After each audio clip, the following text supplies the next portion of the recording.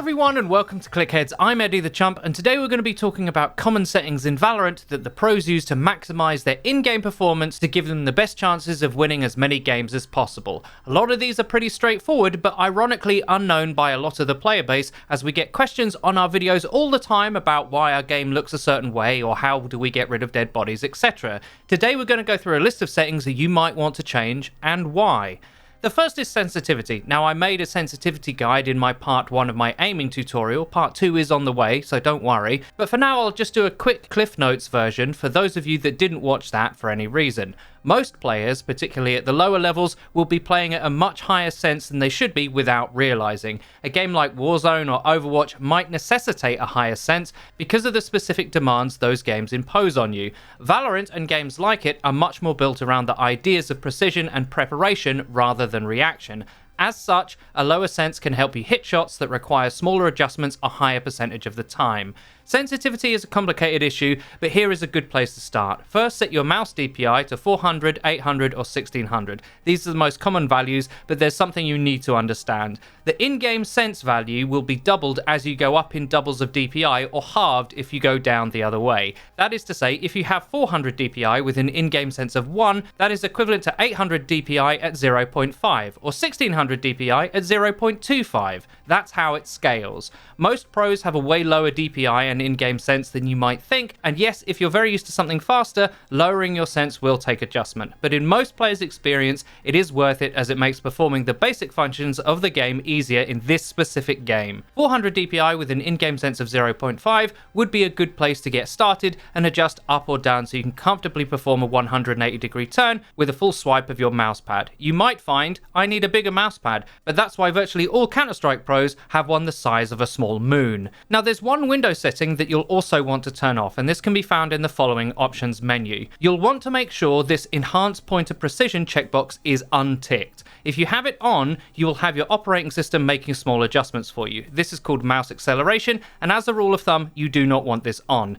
Developing core skills through repetition is much harder if you are not totally in control. In other games, there can be options like use raw mouse input and the like, but Valorant doesn't have one, so make sure you have this turned off. The next thing we're going to look at is video settings.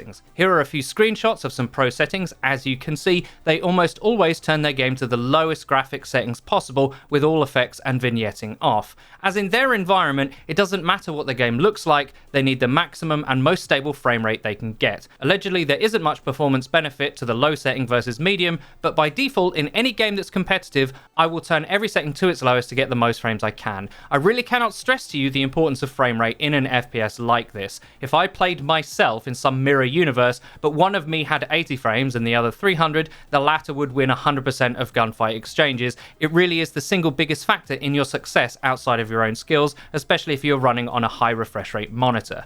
I have a 240Hz panel, and I will always push my video settings lower to chase hitting that mark or surpassing it consistently, even running at a lower than native resolution if my 2080 Ti can't quite manage it at full res, which sounds absurd, but happens more than you think.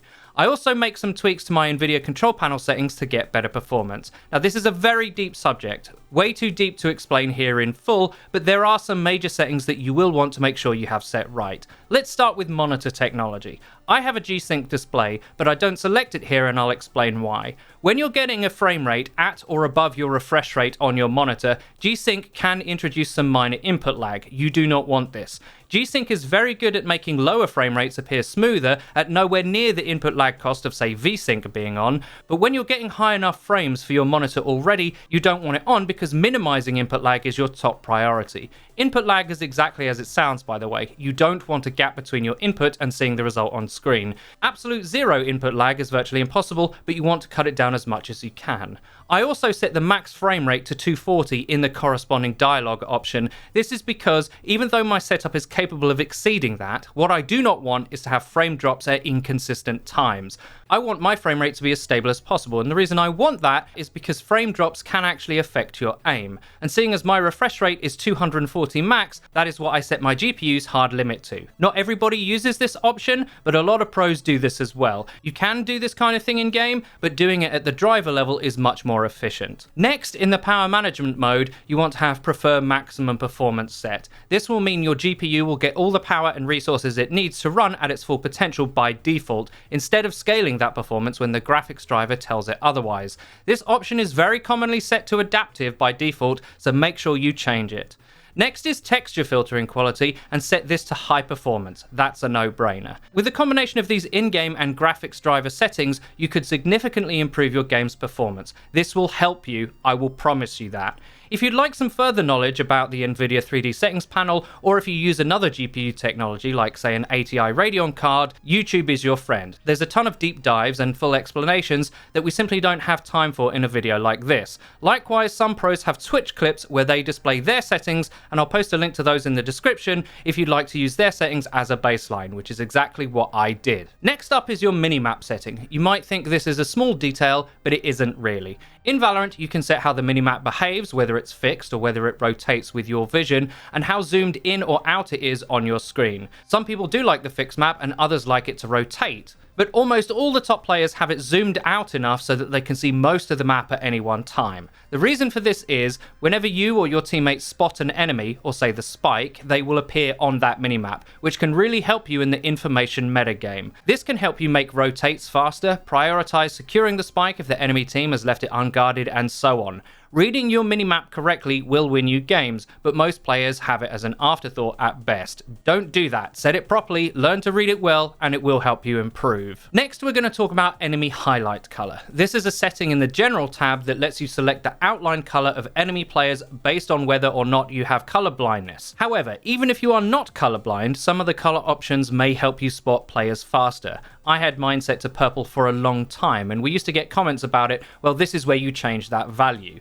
I have a friend who is amongst the best I play with who swears by the final yellow option. If you're finding enemy players hard to spot sometimes, consider changing this. I know I find purple much easier, and by all medical examination, I am not colorblind. I am old though, so maybe that's it. Now on to perhaps the most consistent question we get asked on our videos. How do you make dead bodies disappear and have them replaced by symbols on the floor? Well, it's in general settings towards the bottom, and you simply turn show dead bodies off. That's all you have to do. There's a secondary reason why you might want to do this. With less bodies on the map, the game isn't having to work as hard client side, so your frames will be less prone to dropping if you have this setting turned to the off position. That is unless, of course, you're on split and Viper is using her ult. Then you have my condolences. F's in the chat for your frames. Your crosshair settings are obviously very important, but I have an entire video dedicated to these options, what they do and how to configure them, and you can watch that by clicking in the top right of the screen now if you're interested. And that's about it for today. These are what I would consider the most important settings to get right when playing Valorant to give yourself the best possible chances in game. I really hope you enjoyed the video and found the info useful. If you like the content on this channel, please hit that subscribe button and click the bell icon so you get notified when we upload. Until next time!